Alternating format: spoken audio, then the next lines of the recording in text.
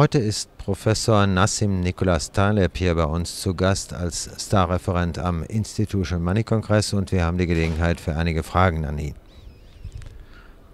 Professor Taleb, are people fooled by randomness because they see nothing else but black swans today?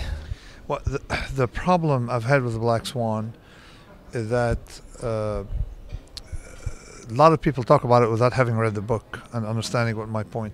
My point is to switch from predictive methods to non-predictive methods. Means to switch from trying to understand the world to focusing on robustness and avoidance of fragility.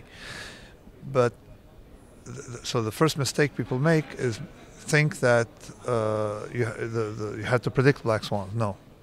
Second mistake people make is to think that there is a definition of a black swan. The black swan depends on the observer. In my lecture here and elsewhere, the black swan has the story of the turkey.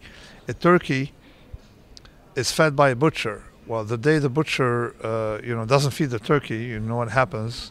Kill the turkey. It's a black swan for the turkey, but it's not a black swan for the butcher. So forget this notion of black swan as something to talk about rather than to be conscious of its importance to force you to switch to fragility. That's my point. The black swan notion is there to lead us to take measures that are non-predictive in their essence. And this is my new work. Has the world really become more volatile, or do they only see more crises since the establishment of the narrative of black swan? Well, two things. Number one, the world is more prone to errors than before because of globalization and matters like that. The second answer is that people tend to see more black swans, but in the wrong places. They don't see the black swans that they should be. In other words, they don't worry about the things they should be worried about, and they focus on these things. Maybe my book probably brought a new word to the vocabulary, which made it usable, but they tend to focus on the wrong black swans. I don't think that our risk consciousness has improved at all. Not at all. But your notion you presented here at the conference is anti-fragility. Yes. What is behind this aspect? Okay. Most people, when you ask them what's the opposite of fragile, they say robust. Robust doesn't improve under stress. The fragile breaks under stress.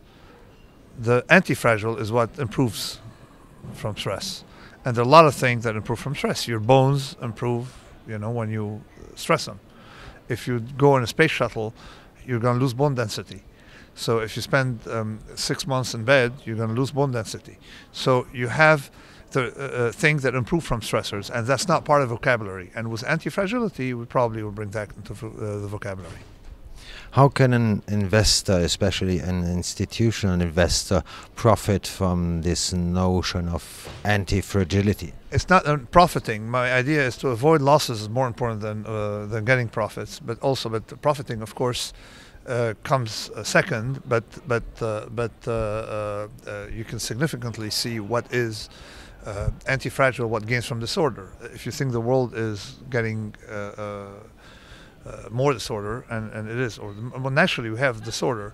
There's things that benefit from disorder, and these companies tend to last long, and you can have selection based on that, or construction of portfolios based on that.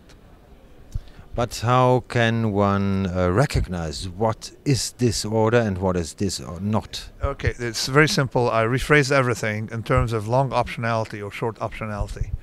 Some things act like short option.